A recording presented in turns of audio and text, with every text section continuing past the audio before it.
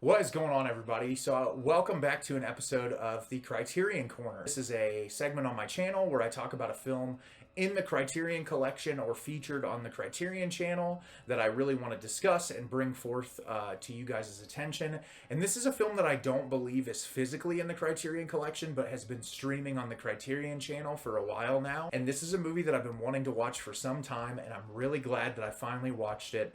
And the movie I'm going to be discussing today is Tetsuo the Iron Man. Tetsuo the Iron Man is directed by Shinya Tsukamoto, a metal fetishist driven mad by the maggots wriggling in the wound he's made to emmed metal in his flesh, runs out into the night and is accidentally run down by a Japanese businessman and his girlfriend. The pair dispose of the corpse in hopes of quietly moving on with their lives. However, the businessman soon finds that he is now plagued by a vicious curse that transforms his flesh into iron. So I just want to start off by saying this is one of the best horror movies I've ever seen in my life, and also one of the most just like thought-provoking, confusing, surreal, abstract movies I've just seen, period.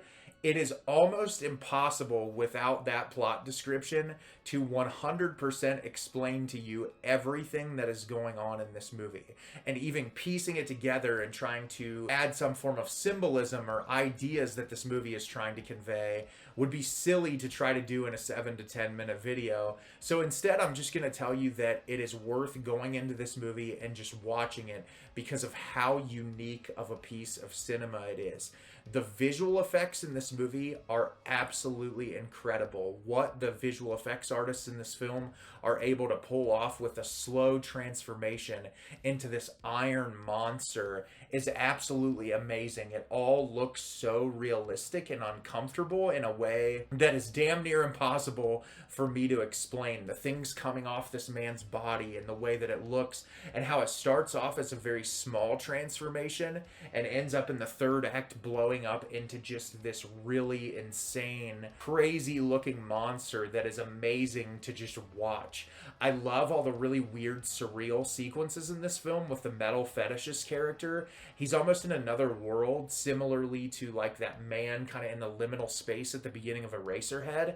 There's so many moments in the movie that you're just asking yourself, okay, what does this represent? And I feel like it's a movie that I could watch again and again and pull something different out of every time I watch it. And those are the best types of movies, are the ones that you can just pull something more away from every time you view it. And obviously you have this theme of this man getting hit by a car. He's a man who's obsessed with metal, and that because of that, it ends up plaguing the man who's driving the car. Watching him and his girlfriend slowly go through this descent of madness where they're both kind of pulled into turning into these weird metal-like creatures is really fascinating to watch.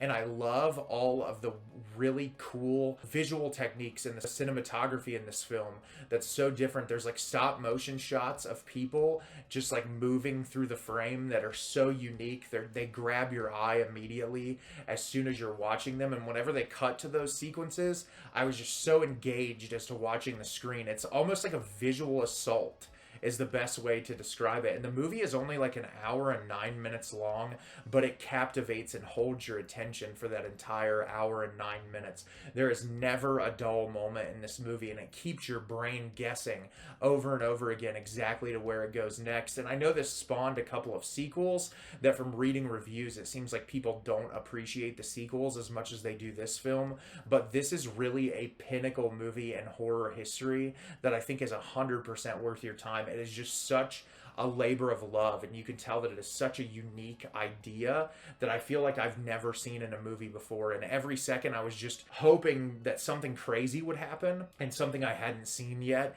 and every single time I was not let down. This movie really took some twists and turns that I could have never expected, and I think that if you sit down and you watch this movie, you're really gonna love it. So have you seen Tetsuo the Iron Man? Did you love it? Did you hate it? Leave me a comment down below and let me know what you thought. I thought this movie was fantastic. I had no idea what to expect, and I loved every second of it. As always, if you can like the video and subscribe to the channel, it helps me out a lot and lets me know the type of content you're looking for. I'm always putting out new material and look forward to getting more out for you in the near future. And as always, everyone, thank you so much for watching, and have a great rest of your day.